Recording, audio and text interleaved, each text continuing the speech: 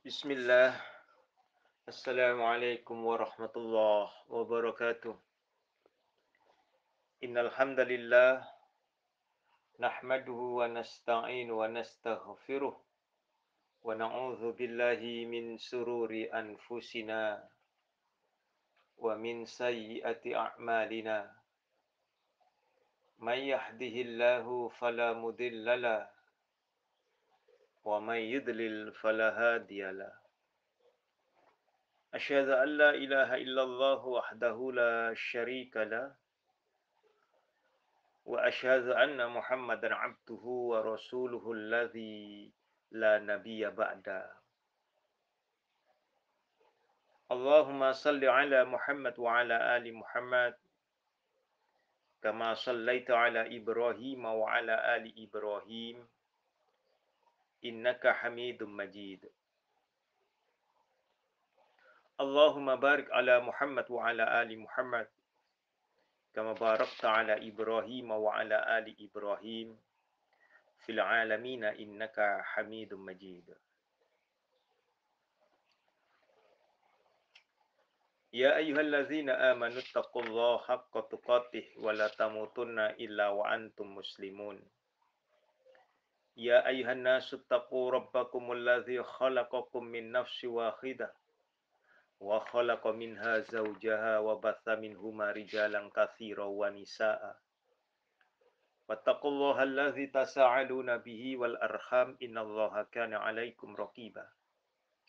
Ya ayyuhallazina amanu taqullaha wa qulu qawlan sadida yuslih lakum a'malakum wa yaghfir lakum dzunubakum wa may yuti'illaha wa rasulahu faqad faza fawzan 'azima. Amma ba'du fa inna asdaqil hadisi kitaballah wa khairal hadyi hadyu Muhammadin sallallahu alaihi wasallam wa syarrul umuri muhdatsatuha wa kullu muhdatsatin bid'ah wa kullu bid'atin dhalalah wa kullu dhalalatin finnar. Ikhwani wa akhwati fillah rahimani wa rahimakumullah. Alhamdulillah Allah memperjumpakan kita kembali dalam kajian audio As-Sunnah di 10 hari terakhir dari bulan Ramadan. Di 10 hari terakhir ini saya dan Anda disunnahkan untuk mengencangkan ikat pinggang, mengurangi tidurnya mata, terlebih pada malam hari. Tersebab pada malam-malam itu insya Allah akan ada malam 1000 bulan. Semoga saja saya dan Anda mendapatkan itu, dikategorikan oleh Allah sebagai golongan orang-orang yang mendapatkan Lailatul Qadar, malam kemuliaan. Karena apa? Karena khairum min alfi sahri. Karena itu lebih baik dari 1000 bulan. Apa doanya? Allahumma innaka afuwun tuhibbul afwa fa'fu anni. Banyaklah berdoa itu pada malam hari.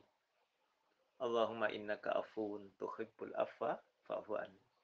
Hari ini saya dan Anda mengkaji tafsiril Quran wa bayanati minal huda. Tafsir Al-Quran dan penjelasan-penjelasan ya dari petunjuk itu sendiri. Kami memberi judul dengan Satri Auratil Muslimin, menutupi aib dari kaum muslimin. Ya. Aurat yang dimaksud di sini adalah aurat maknawi. Karena aurat itu ada dua. Ya, ada aurat konkret yang disebut dengan hissi dan aurat abstrak atau maknawi. Aurat hissi atau konkret itu adalah apa-apa yang diharamkan untuk melihatnya, seperti kemaluan, dubur, dan lainnya. Sebagaimana yang kita kenal dalam ilmu fikih. Sedangkan aurat abstrak maknawi adalah suatu aib atau keburukan moral atau keburukan dari suatu perbuatan. Tidak diragukan lagi bahwa manusia itu adalah sebagaimana yang disifati oleh Allah Subhanahu wa taala pada juz yang ke-22 dari Al-Qur'an. Allah Azza wa Jalla berfirman di dalam Al-Qur'an juzuk yang ke-22.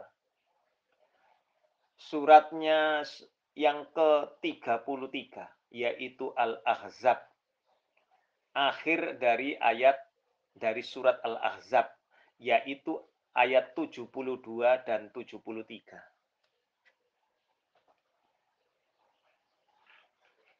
Ya. Ketemu?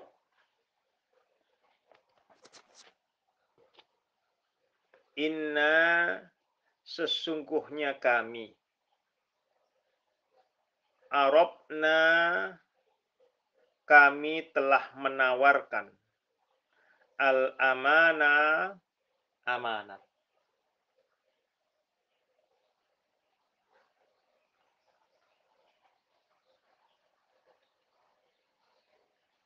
Ya. Amanat di sini itu apa? Amanat agama. Aturan-aturan agama. Amanat.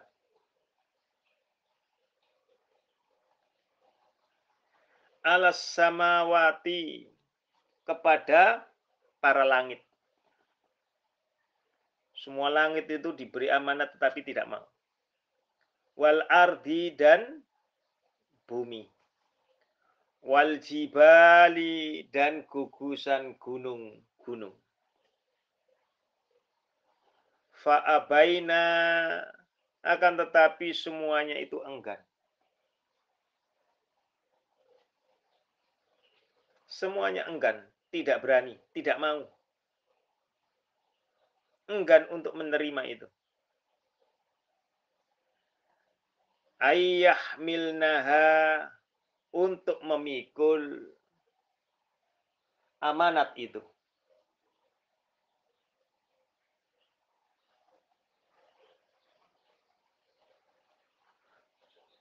Wa asfaqna minha karena mereka khawatir tidak akan dapat melaksanakannya.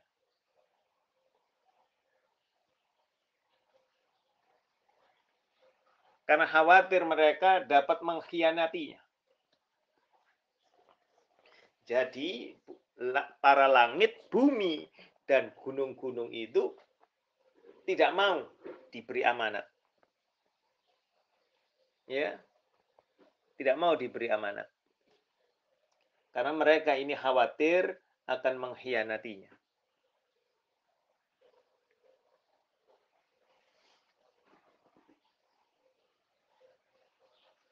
Fahamalaha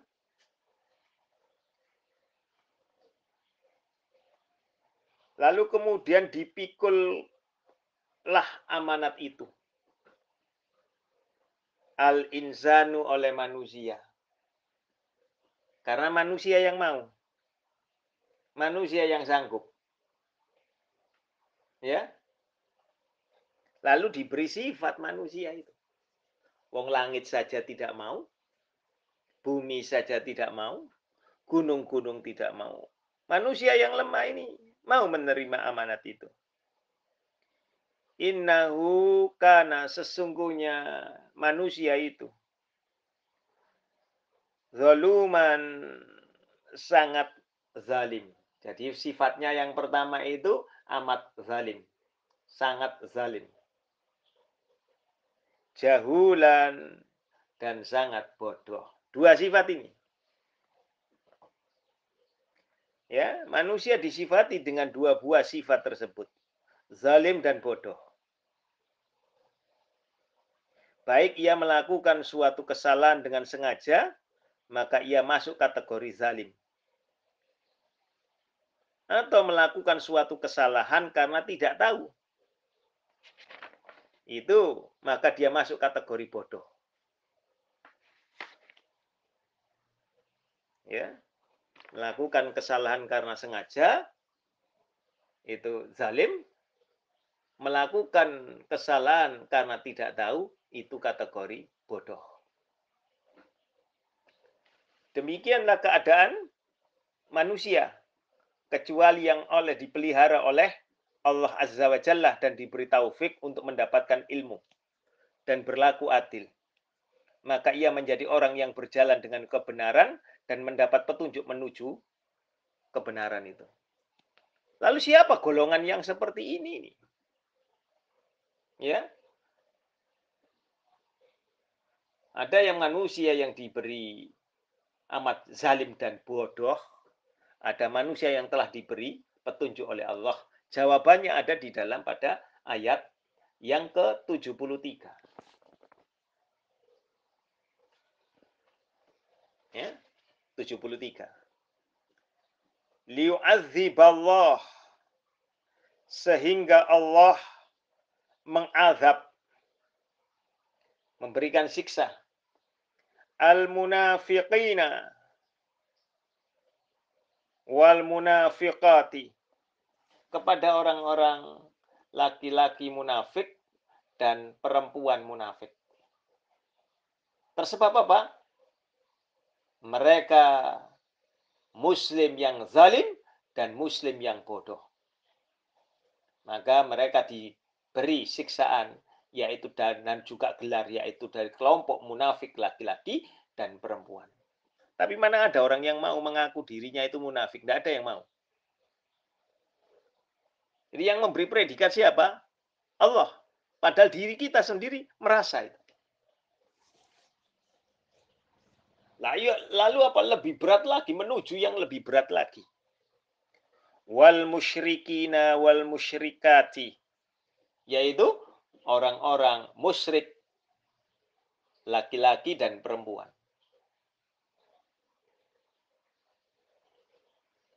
Musyrik laki-laki dan perempuan. Orang musyrik itu dibagi lagi. Ada musyrik ya KTP-nya Islam, ada orang musyrik sudah ghairul Islam. Semua ghairul Islam sudah jelas-jelas musyrik. Tapi yang muslim, ada yang musyrik, ada yang munafik. Ya. Tetapi mereka enjoy saja di dalam baju Islam. Pakai koko, pakai songkok, pakai gamis. Ya.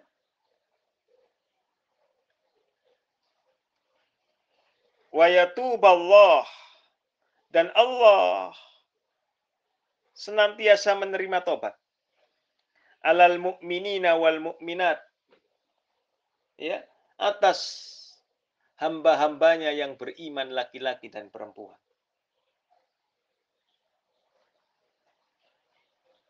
Mereka lah yang diberi petunjuk oleh Allah.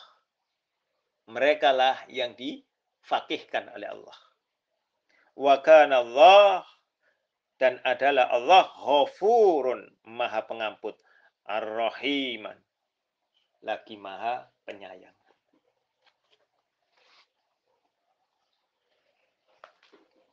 Jika manusia sesungguhnya tabiatnya adalah picik, berkekurangan dan penuh dengan aib, maka sesungguhnya kewajiban seorang muslim terhadap saudaranya adalah menutupi auratnya dan tidak mengeksposnya kecuali karena kondisi darurat. Jika kondisi darurat mengharuskan yang sedemikian itu, maka yang demikian itu harus dilakukan. Akan tetapi jika bukan karena kondisi darurat, yang utama dan terutama adalah menutupi aurat saudaranya, karena manusia adalah bashar, adalah makhluk yang mungkin melakukan kesalahan karena syahwatnya, yakni karena kehendak buruk, atau karena ketidakjelasan di mana suatu kebenaran berada terasa tidak jelas menurutnya, sehingga dikatakan batil atau sehingga dia melakukannya. Seorang mukmin harus menutup aurat saudaranya. Taruhlah kita melihat orang yang melakukan kedustaan atau kecurangan dalam kegiatan jual beli.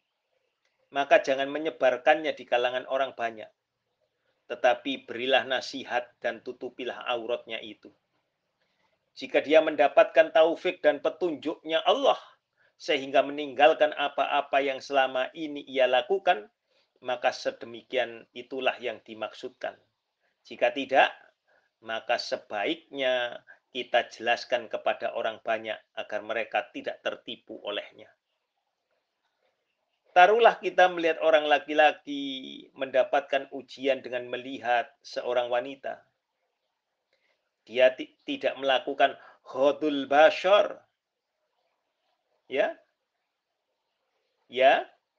Apa ghadul basyar? Merendahkan pandangannya, menundukkan pandangannya. Maka tutuplah auratnya itu dan jelaskan kepadanya bahwa perbuatan itu adalah anak panah dari sejumlah anak panah iblis laknatullah alaihim. Karena melihat wanita yang bukan mahram, na'udzubillah, adalah anak panah dari sejumlah anak panah iblis yang menghunjam ke dalam hati seorang hamba. Jika ia memiliki ketahanan, maka ia berlindung kepada Allah dari anak panah yang dilesatkan oleh syaitan ke dalam hatinya. Namun jika ia tidak memiliki ketahanan, maka ia akan terkena anak panah itu, yang dengannya dia akan terus melaju hingga pada akhirnya akan sampai kepada suatu tindakan keji dan mungkar. Na'udzubillahi min dzalik. Selama upaya menutupi masih dimungkinkan dan dengan membuka aurat saudaranya tidak mendatangkan suatu kemaslahatan yang jelas atau suatu kepentingan yang sangat mendesak, maka tutuplah ia dan jangan disebarkan. Ya.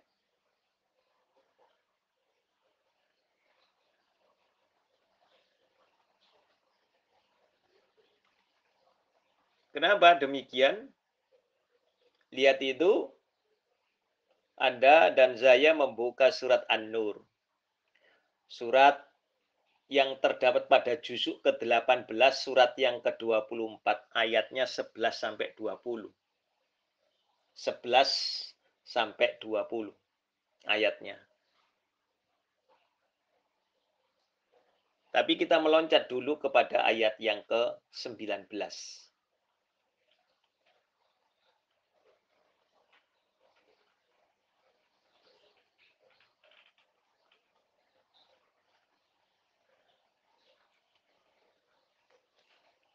Innalladzi yuhibbuna. Sesungguhnya orang-orang yang menginginkan, ya, yang cinta, tasyi'al fahishatu, ya, agar berita perbuatan yang amat keji itu tersiar, filladzina amanu, di kalangan orang-orang yang beriman, lahum adzabun alim, maka bagi mereka itu siksa yang pedih. Jika siapa saja yang ingin menyebarkan, yang ingin menyiarkan perbuatan yang keji itu tersiar di golongan orang lain, maka siap-siap Anda dan saya akan mendapatkan siksa yang sangat pedih. Fit dunya wal akhirah, baik di dunia maupun di akhirat. Wallahu ya'lamu, sedangkan Allah mengetahui. Wa antum la ta'lamun, sedangkan kalian tidaklah mengetahui. Saking dahsyatnya dunia akhirat.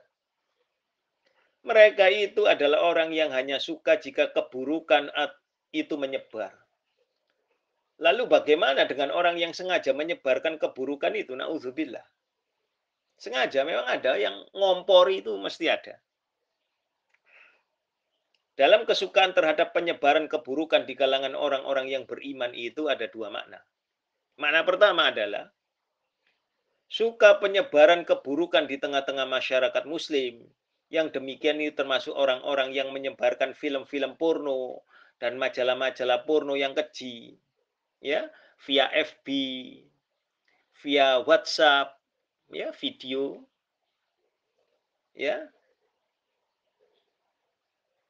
Maka tidak diragukan bahwa mereka itu suka menyebarkan keburukan di tengah-tengah masyarakat muslim.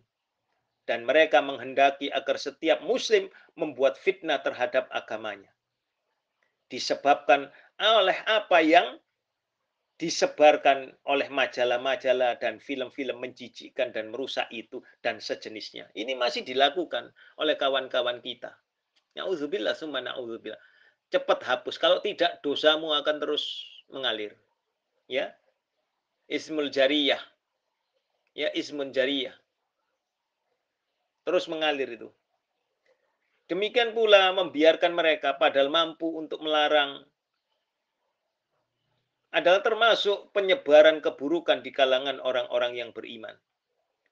Maka orang yang memiliki kemampuan untuk mencegah majalah-majalah dan film keji seperti itu, namun ia membiarkannya menyebar di tengah-tengah masyarakat muslim, adalah termasuk orang yang suka dengan terjadinya penyebaran kekejian di kalangan orang-orang yang beriman. Ya, maka kemudian Allah berfirman itu tadi, wa lahum adzabun alim. Ya, fit dunya wal akhirah. Bagi mereka azab yang pedih di dunia dan di akhirat. Yaitu azab yang sangat menyakitkan di dunia dan di akhirat. Na'udzubillah summa na'udzubillah min dzalik. Makna yang kedua, jika suka penyebaran keburukan yang ada pada seorang tertentu dan bukan di tengah-tengah masyarakat muslim seutuhnya.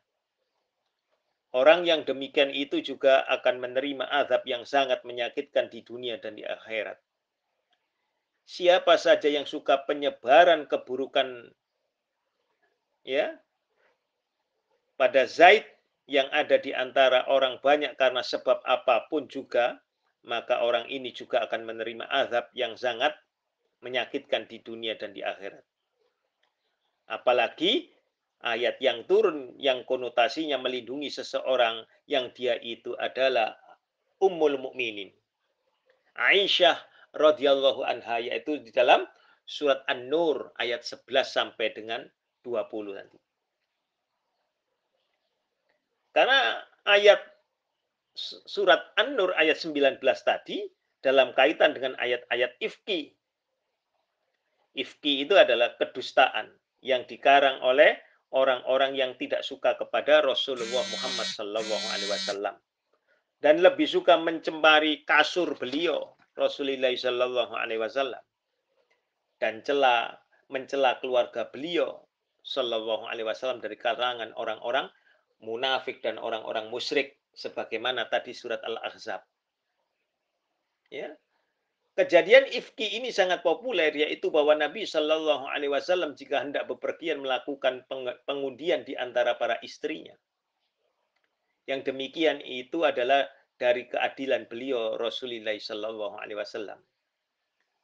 Maka siapa saja yang undiannya keluar, dialah yang ikut beserta beliau. Untuk suatu perjalanan beliau melakukan pengundian di antara para istrinya. Dan keluarlah undian Aisyah sehingga dia berhak turut pada beliau. Pengundian itu bukan yang pengundian seperti arisan loh ya. Dikocok dulu, bukan seperti itu. Ya, bukan yang seperti itu. Tapi bergilir maksudnya. Ya. Di tengah perjalanan pulang, mereka singgah untuk beristirahat. Yaitu dengan cara tidur di akhir malam. Ketika mereka sedang lelap tertidur, tiba-tiba Aisyah radhiyallahu anha keluar hendak buang hajat.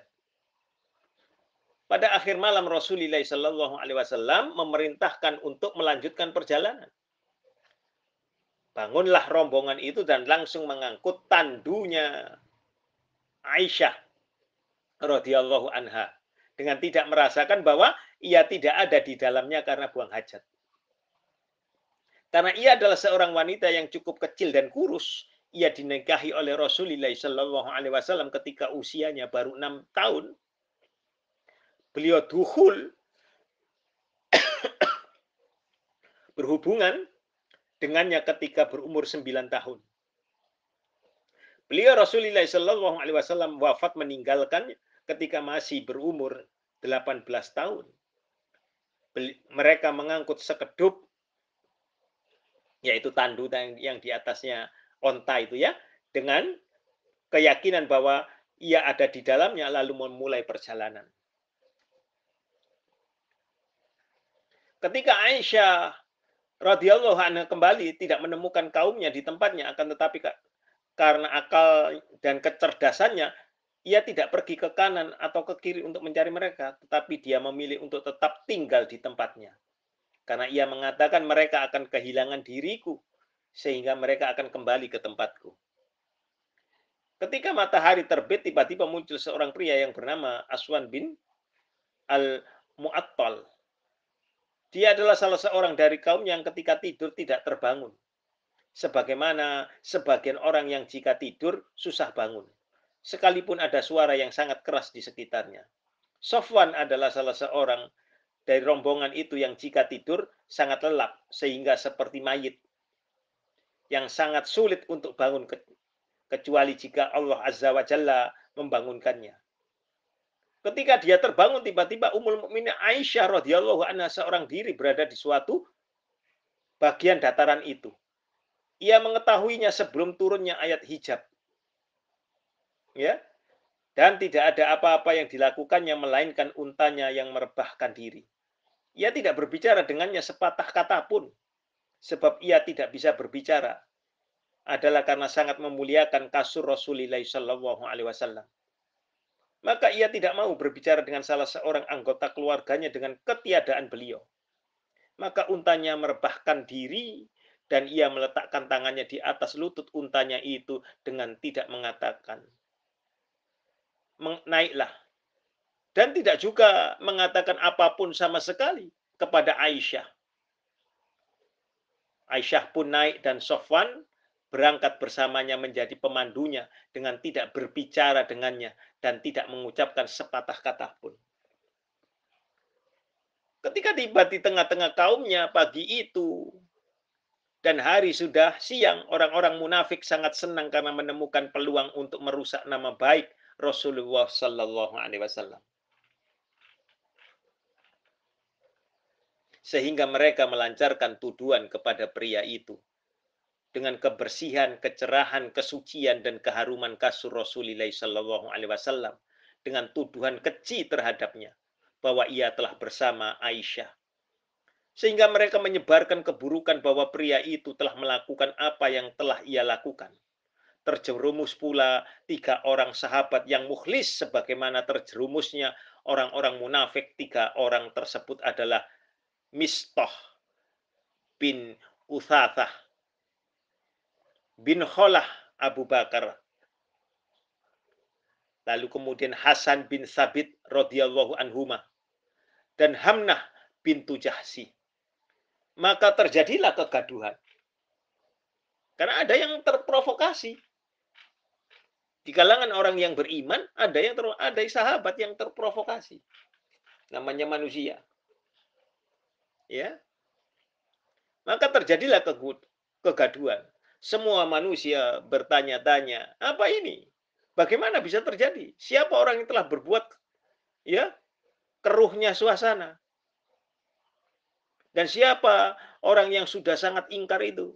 Mereka juga berkata, tidak mungkin kasur Rasulullah Shallallahu Alaihi Wasallam menjadi tercemar karena ia adalah kasur yang paling suci di muka bumi ini. Allah menghendaki dengan keperkasaannya, kudratnya, dan kebijaksanaannya untuk menjadikan Aisyah radhiyallahu anha sakit dan tetap tinggal di dalam rumahnya, serta tidak keluar rumah lagi. Rasulullah Shallallahu Alaihi Wasallam sebagaimana biasa jika menjenguknya karena ia menderita sakit selalu bertanya dan berbicara dengannya. Namun kali ini beliau tidak berbicara. Beliau datang dan masuk lalu bertanya bagaimana kini. Lalu pulang berbalik. Hal itu sangat tidak disukai olehnya, ya, oleh Aisyah radhiyallahu anha.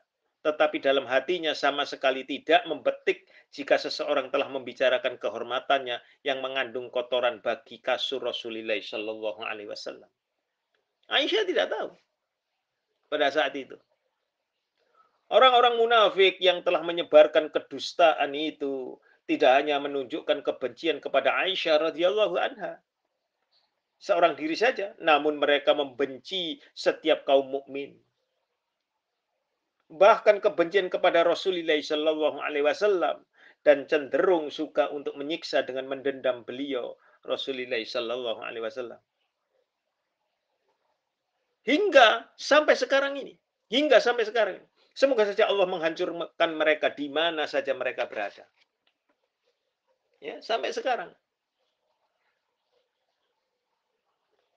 Namun Allah Subhanahu Wa Taala dalam kisah ini menurunkan 10 ayat Al-Quran yang dimulai dari firman-Nya pada surat An-Nur ayat 11.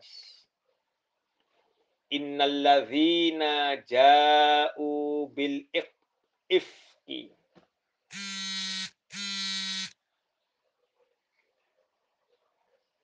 usbatun minkum. Ya. Surat 24. Anda buka itu surat 24. Ayatnya 11 pada juz ke-18. Innalladzina, sesungguhnya orang-orang yang ja'u, datang, bil ifki, membawa berita dusta itu. Ifki, sudah saya sebutkan tadi, ifki, ya. Kedustaan, berita yang dusta. Di kala pandemi ini banyak berita dusta, hoak, ya. Usbatun adalah golongan minkum di antara kalian sendiri. Ya.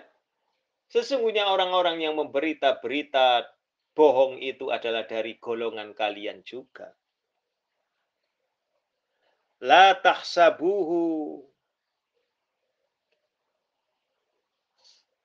janganlah kalian mengiranya, ya, syarrun lakum, bahwa berita bohong itu buruk bagi kalian. Bal, bahkan, huwa, dia berita buruk itu, khair, lebih baik lakum, bagi kalian. Agar apa? Agar saya dan Anda lebih waspada. Ya, lebih baik. Dengan kabar buruk, fitnahan itu, maka Allah menggugurkan dosa-dosanya.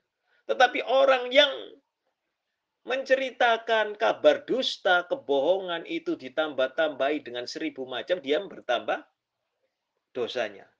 Likullim ri'im minhum maktasaba. Likulli, setiap orang, ya, likullim ri'im, setiap orang, minhum, dari mereka, maktasaba, akan mendapatkan balasan, minal ithmi, dari dosa yang diperbuatnya. Loh, begitu. Jadi kalau difitnah orang, tenang. Tenang saja, belajar tenang. Walaupun itu juga belajar tenang. Walladzi, dan sesiapa saja di antara mereka yang tawalla, mengambil, ya, kibrohu, bagian sebesar dari dosa yang diperbuatnya, bagian yang terbesar, ya. Siapa saja di antara mereka yang mengambil bagian yang terbesar dari berita dusta itu, penyiaran berita dusta itu, minhum, di antara mereka itu, lahu, maka baginya, azabun azim, azab yang besar. Berita dusta ini mengenai istri Rasulullah Sallallahu Alaihi Wasallam, Ummul Mukminin, sehabis perang dengan Bani Mustalik di bulan Sya'ban pada tahun kelima Hijriah. Peperangan ini diikuti oleh kaum munafik dan turut pula Aisyah radhiyallahu anha dengan Nabi Sallallahu Alaihi Wasallam. Berdasarkan undian yang diadakan antara istri-istri beliau Sallallahu Alaihi Wasallam. Ya, dalam perjalanan mereka kembali dari peperangan, mereka berhenti pada suatu tempat. Aisyah radhiyallahu anha keluar dari sekedupnya, tenda di atas pelana unta untuk suatu keperluan, yaitu buang hajat. Kemudian kembali, tiba-tiba dia merasakan kalungnya hilang. Di riwayat yang lain, ya. Lalu dia pergi lagi mencarinya. Sementara itu rombongan berangkat dengan prasangkaan bahwa Aisyah radhiyallahu anha masih ada di dalam sekedup itu. Setelah Aisyah mengetahuinya sekedupnya sudah berangkat, dia duduk di tempatnya dan mengharapkan sekedup itu akan kembali menjemputnya. Kebetulan lewat di tempat itu seorang sahabat Rasul Nabi Shallallahu Alaihi Wasallam, Sofwan bin Mu'attal radhiyallahu. Diketemukannya seorang yang sedang tidur sendirian dan dia terkejut seraya mengatakan, Inna lillahi wa inna ilaihi rajiun. Istri Rasul. Aisyah radhiyallahu anha terbangun, lalu dia dipersilakan oleh Sofwan radhiyallahu an. Ya, untuk apa? Mengendarai untanya sebagaimana tadi yang sudah kami sebutkan.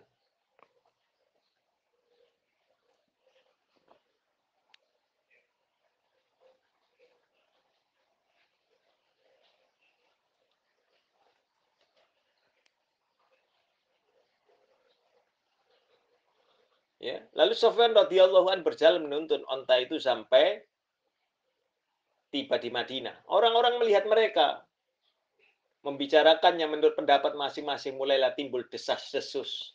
Kemudian kaum munafik membesar-besarkannya. Maka fitnahan atas Aisyah radhiyallahu anha itulah yang pun bertambah luas sehingga menimbulkan keguncangan di kalangan kaum muslimin. Itulah yang terjadi. Orang yang mengambil bagian paling besar adalah pemuka orang-orang munafik, yaitu Abdullah bin Ubay. Ya, bin Salul, si munafik itu. Dialah orang yang menyebarkan berita dusta itu. Akan tetapi ia adalah seorang yang jahat, yang tidak menyebarkan dengan kalimat-kalimat yang jelas seperti dia mengatakan, sesungguhnya si Fulan berzina dengan Fulana. Tetapi dia menyebarkan berita itu dengan bentuk sindiran dan kesamar-samaran. Karena orang-orang munafik adalah para pengecut yang menutup-nutupi ungkapan-ungkapannya dengan tidak mengatakan secara jelas apa yang ada di dalam hati mereka. Maka Allah Azza wa Jalla pun berfirman pada ayat selanjutnya. Ya, pada ayat 12. Siapa saya mendengar itu?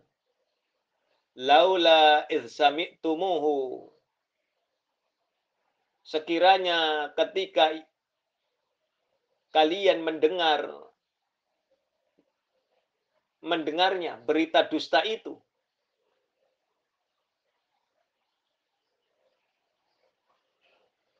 zanna,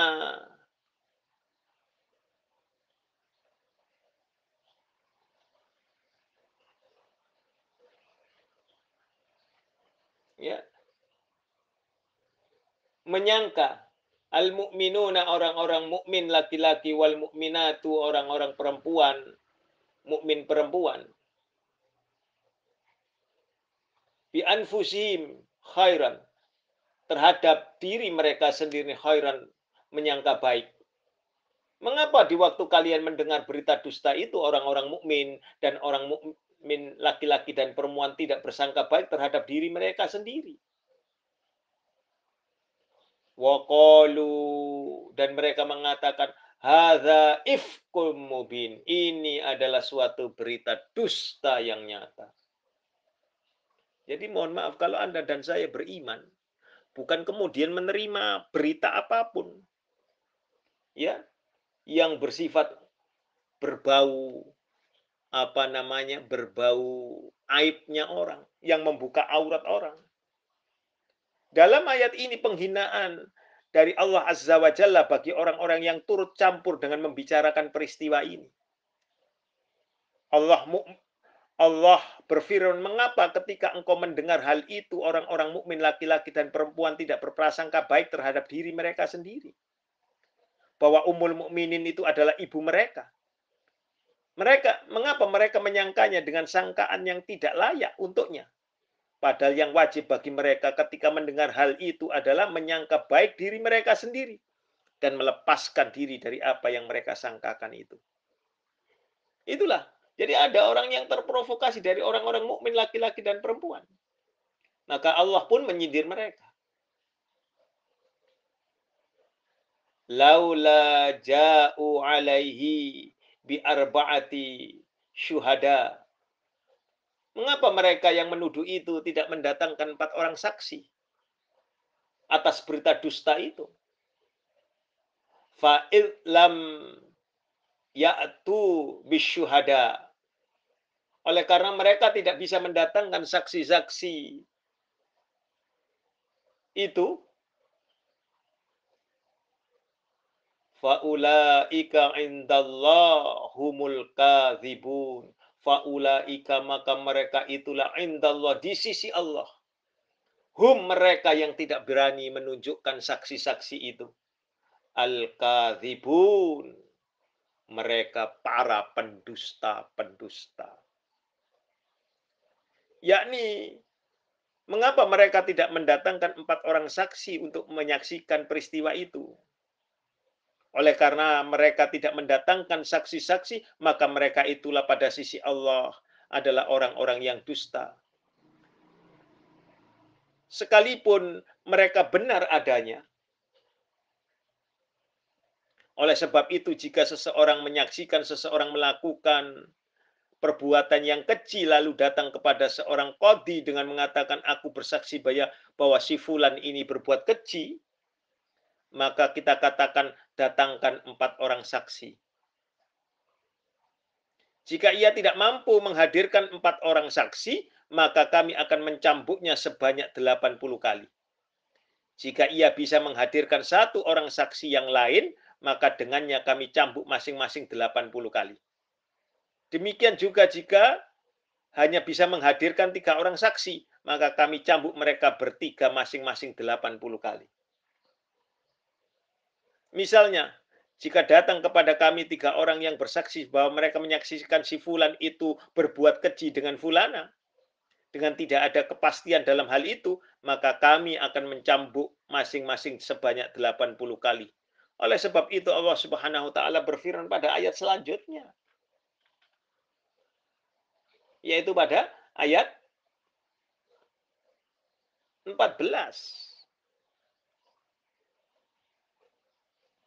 Walaula fadlullah, sekiranya bukan karena karunia-Nya Allah alaikum atas kalian, rahmatuhu wa rahmatuhu dan rahmatnya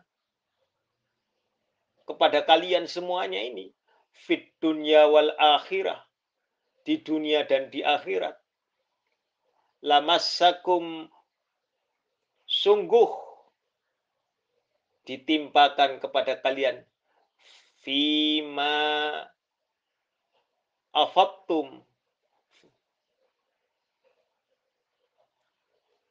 di dalam apa-apa yang kalian bicarakan dalam pemberitaan bohong itu di dalamnya. Berupa apa? Adzabun azim, yaitu siksa yang besar. Niscaya kalian akan ditimpa siksa yang besar karena pembicaraan kalian tentang berita dusta itu. Jika bukan karena anugerah dan rahmat yang diberikan oleh Allah Subhanahu wa taala, niscaya kalian semua akan ditimpa azab tersebut karena membicarakan pembicaraan kalian tentang berita dusta itu. Dan firman yang artinya pembicaraan kamu tentang berita dusta itu menunjukkan bahwa pembicaraan itu telah menyebar, meluas, merata, dan sangat populer. Sudah viral kalau sekarang ini, ya, karena perkara itu adalah perkara yang sangat besar dan sangat berbahaya. Hoaknya sudah viral. Ya. Kebiasaan yang berlaku adalah bahwa perkara-perkara besar yang menyebar dengan kecepatan tinggi itu akan memenuhi rumah-rumah dan mulut-mulut dan pendengaran. Maka tadi dikatakan, ingatlah di waktu kalian menerima berita bohong itu.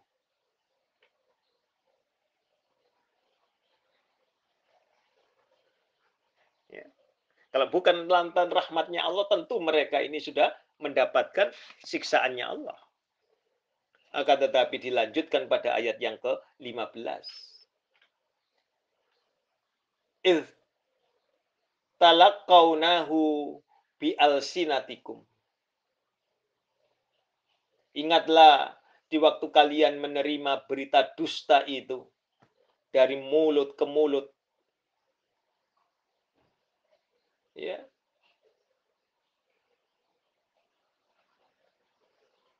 Wa taquluna biafwahikum.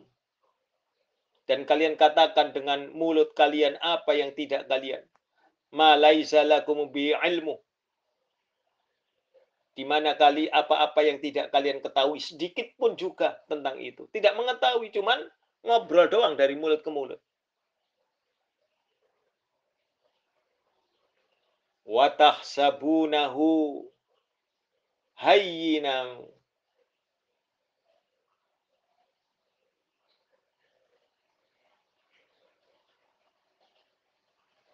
Dan kalian menganggap itu sesuatu yang ringan saja. Walah, wong hanya perkara begini saja. Menganggap ringan begitu, ya. Wa tahsabunahu hayy. Menyangka, mengira bahwa itu perbuatan yang kecil, perbuatan yang remeh, bahwa mereka ini menyebarkan gosip yang model begitu sampai hoak dan viral.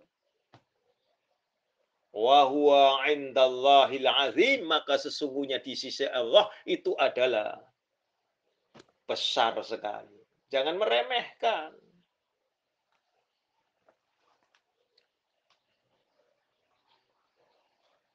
Ingatlah di waktu kalian itu menerima berita dusta itu dari mulut ke mulut, tanpa konfirmasi, tanpa tanda bukti, tanpa keyakinan.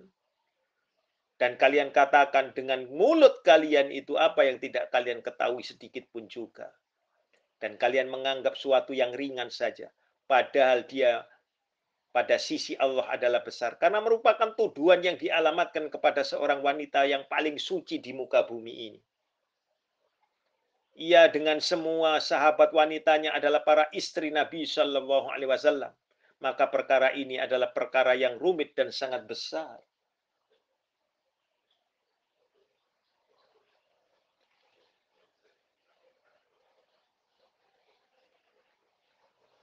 Dalam peristiwa ini juga terdapat penjelasan bagi Nabi Shallallahu Alaihi Wasallam karena Allah Taala berfirman pada ayat yang ke-26. Kita loncat dahulu ke ayat yang 26. Al-khabithatu lil khabithina. Wanita-wanita yang keji itu untuk laki-laki yang keji.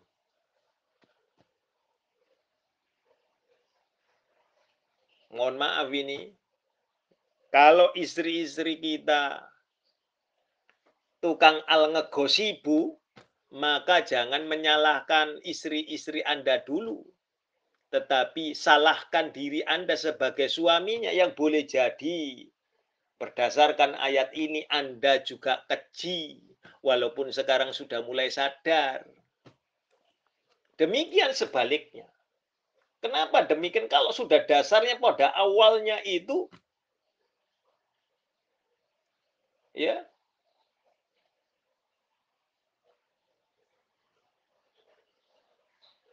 lihat itu. Lil khabisati, untuk orang-orang yang keji pula. Ya.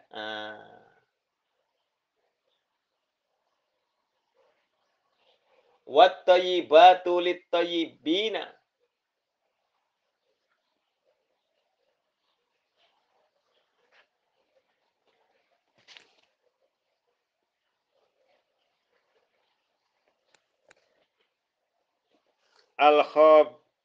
Al-khabisatu, wanita-wanita yang keji, lil khabisina, untuk lelaki yang keji.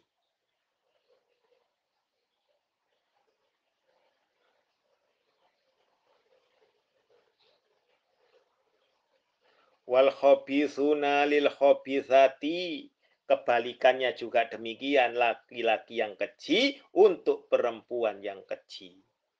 Wattayyibatu, sedangkan perempuan-perempuan yang baik, litayyibina, untuk laki-laki yang baik.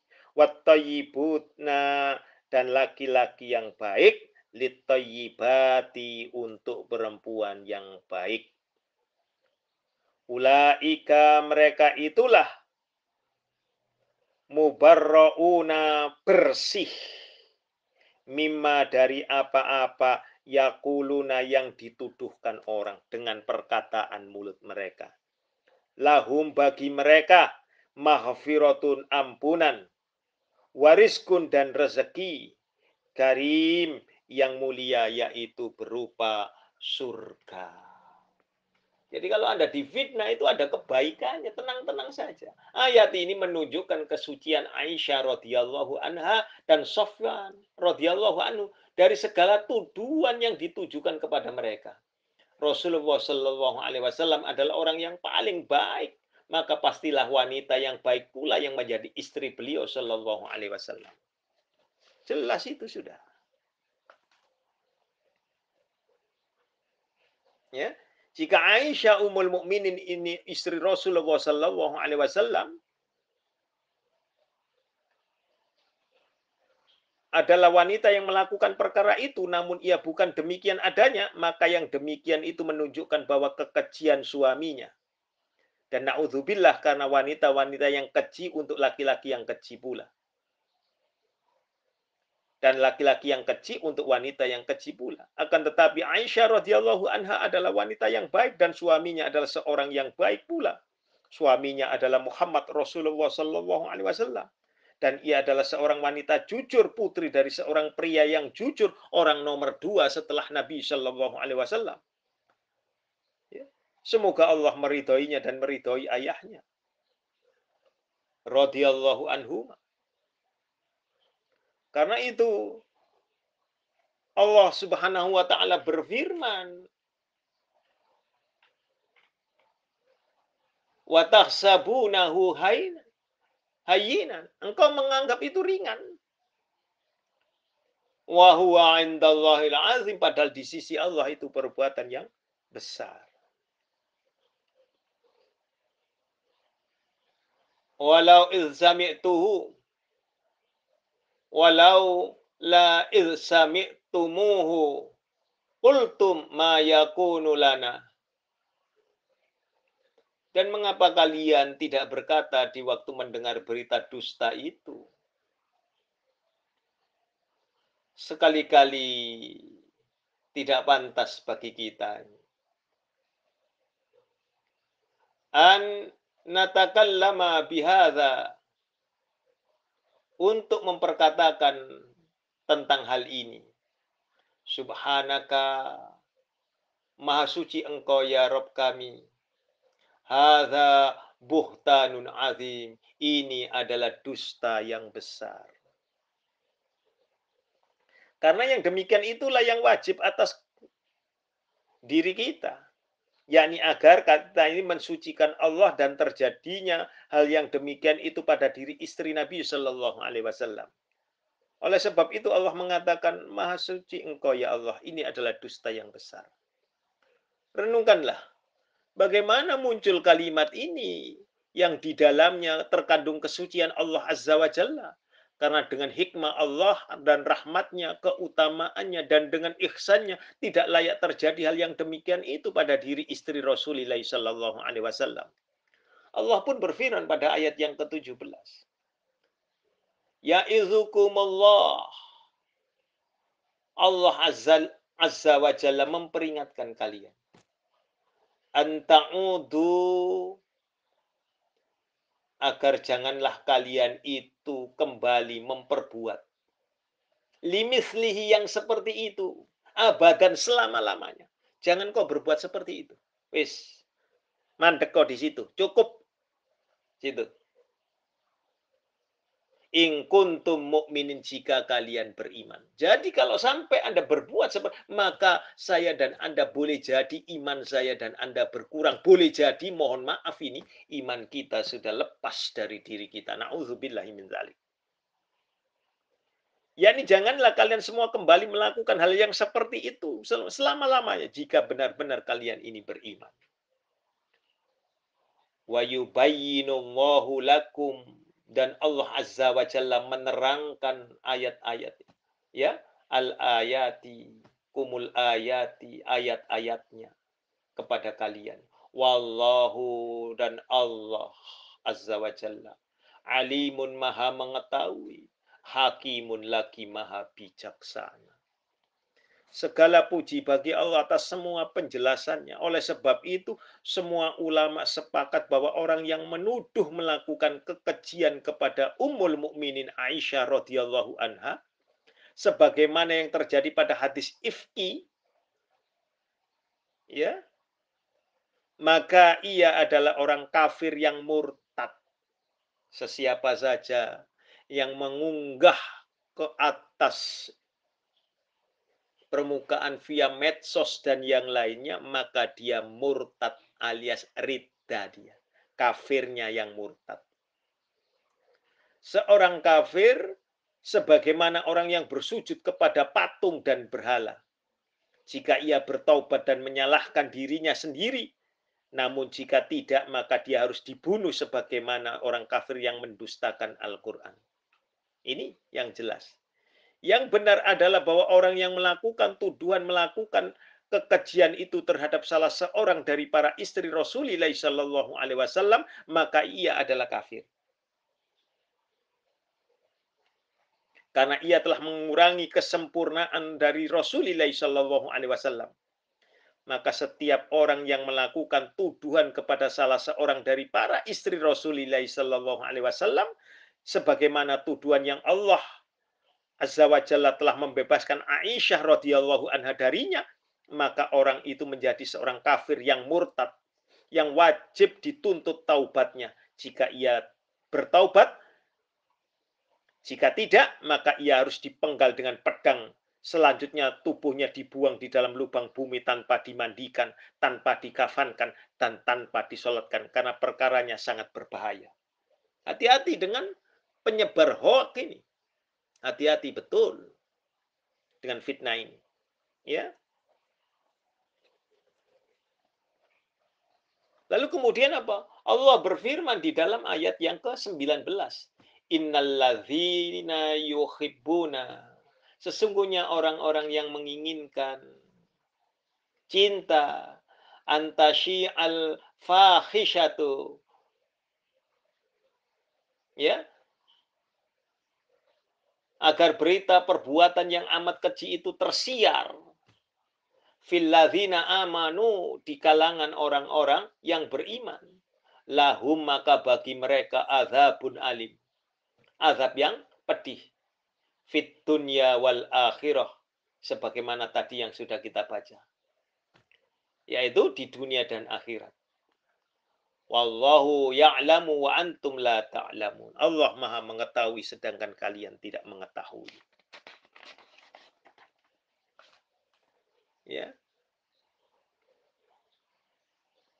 Lalu kemudian ayat yang ke-20. Walaula fadlullahi alaikum. Dan sekiranya tidaklah karena karunia Allah Azza wa Jalla dan rahmatnya kepada kalian semua. Warahmatuhu, dan rahmatnya kepada kalian semuanya. Wa annallaha ra'ufur rahim, dan Allah Azza wa Jalla maha penyantun lagi maha penyayang. Niscaya kalian akan ditimpa azab yang besar.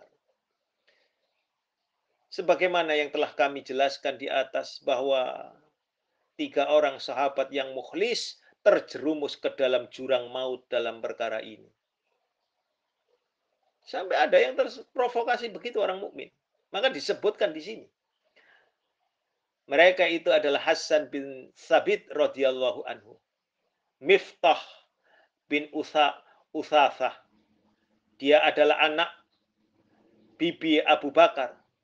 Jadi masih saudara dengan Aisyah radhiyallahu anha. Dan Hamnah bintu Jahsi, saudara perempuan dari Zainab bintu Jahsi, istri Rasulullah sallallahu alaihi wasallam, ya.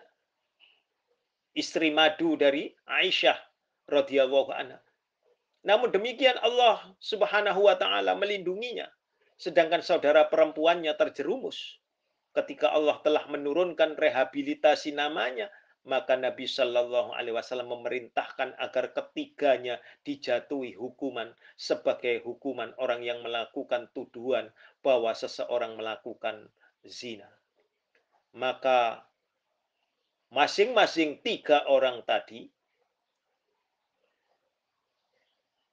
tiga orang yang beriman tadi, dijatuhi hukuman cambuk sebanyak 80 kali. Sahabat saja masih kena. Apalagi kita-kita ini. Na'udzubillah min dzalik. Ya. Agar apa? Ini sedangkan terhadap orang-orang munafik Nabi Shallallahu Alaihi Wasallam tidak menegakkan hukuman. Kenapa demikian? Karena percuma. Oh, mereka ini tidak bisa. Hatinya masih guncang. Tu'minu nabi batin wa. Tetapi yang dilakukan hanya untuk orang yang beriman yang mengajukan diri. Kalau engkau mau bertobat, dia mengajukan diri. Daripada saya disiksa nanti di akhirat, mending saya disiksa di dunia. Tiga orang yang mengajukan diri, maka dicambuk 80 kali. Ya, ulama berbeda pendapat dalam hal ini, sehingga dikatakan karena orang-orang munafik tidak dengan tegas, namun mereka mengatakan, dikatakan, atau disebutkan, atau kami mendengar, atau dengan bentuk ungkapan yang lainnya. Dikatakan pula karena seorang munafik tidak berhak untuk direhabilitasi namanya. Karena hukuman adalah rehabilitasi nama baik bagi orang yang dihukum itu. Orang-orang munafik adalah orang-orang yang tidak berhak untuk direhabilitasi nama mereka. Oleh sebab itu Rasulullah Shallallahu Alaihi Wasallam tidak menghukum cambuk mereka. Karena jika mereka menghukum karena jika beliau Rasulullah Shallallahu Alaihi Wasallam menghukum cambuk mereka, maka akan mensucikan mereka dari kotoran perbuatan tersebut. Karena orang yang sudah menerima hukuman itu sudah lepas dosa-dosanya, sudah terbayarkan. Sebagian besar dosa-dosanya sudah terbayarkan, terlunas karena perbuatan tersebut. Akan tetapi mereka adalah orang-orang yang tidak berhak menerima rehabilitasi, tidak mau menerima diskonnya dari Rasulullah SAW, tidak mau menerima rehabilitasi nama baiknya, sehingga mereka pun tidak berhak menerima. Mereka itu adalah orang-orang yang berada di lapisan paling bawah dari neraka, sebagaimana Allah menerangkan dalam surat 4 ayat 145. Tidak perlu direhabilitasi.